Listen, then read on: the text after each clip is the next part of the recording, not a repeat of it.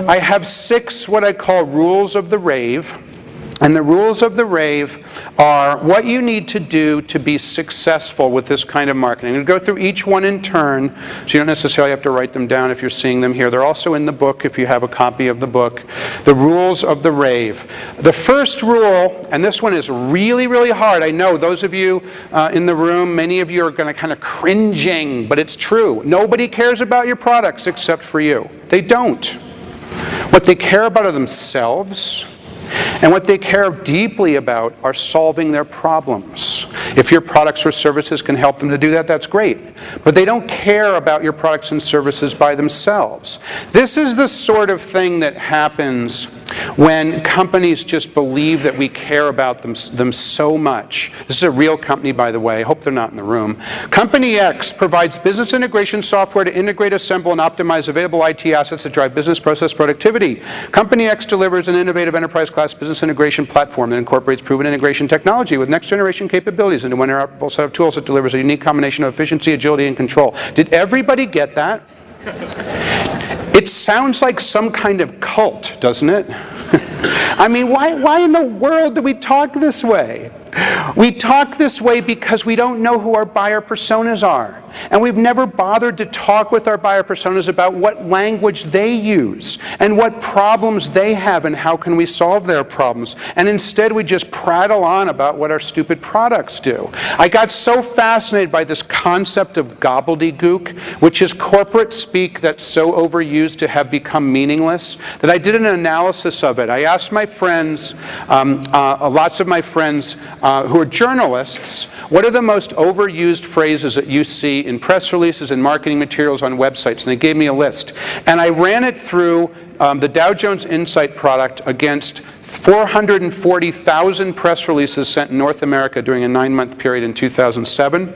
The winner for the most overused phrase is next generation, followed closely thereafter by such world-class gobbledygook as cutting-edge, well-positioned, mission-critical. Now, I'm not going to ask you to raise your hands, but I can guarantee that there are a lot of people in this room who are cringing right now because you're using these phrases.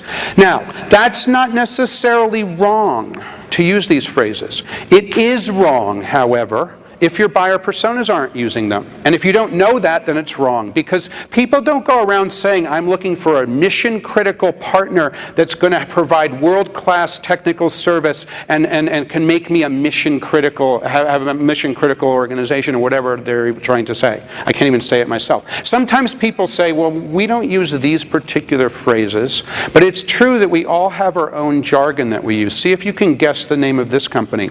Since its founding, Company Y has remained faithful in its commitment to producing unparalleled entertainment experiences based on its rich legacy of quality creative content, exceptional storytelling. Today, Company Y is divided into 4 major business segments. Each segment consists of integrated, well-connected businesses that operate in concert to maximize exposure and growth worldwide. Who's got it? Disney. You guys are really, really good. Disney. Now, I thought they were in the movie and theme park business. Apparently not. According to the very first paragraph of their About Us page on their website, they are in the unparalleled entertainment experiences business. So the point is, just speak to your buyer personas in their language, not in your language. Who has heard of the best job in the world? I love this. Look at that. 20% of this room has heard of a worldwide rave created by the Queensland Tourist Association in the northeastern part of Australia near the Great Barrier Reef. Now, I just find this amazing. How do you do tourism marketing? Well, you go out and you put pretty pictures up about your location. You say, we're a world-class resort organization, all that stuff. You talk about your product, right? No. You don't. You do something interesting and people will talk about you. So what they did was they created the best job in the world. And what it is you have an opportunity to live on an island in just off the coast of Queensland, Australia, near the Great Barrier Reef. They'll pay you 150,000 Australian dollars plus all of your expenses for a 6-month assignment. All you have to do is shoot a few videos and blog while you're there.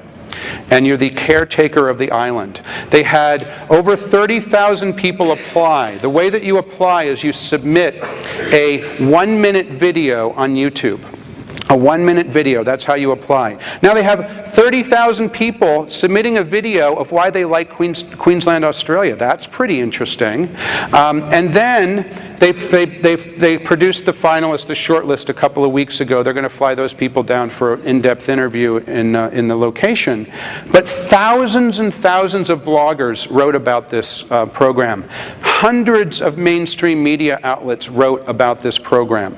Now, how cool is it that you can create something? And again, I'm going to say this another 5 times at least while I'm here. Everyone here in this room, every one of you, every single person here has the capability of creating something equally as valuable for your buyer personas.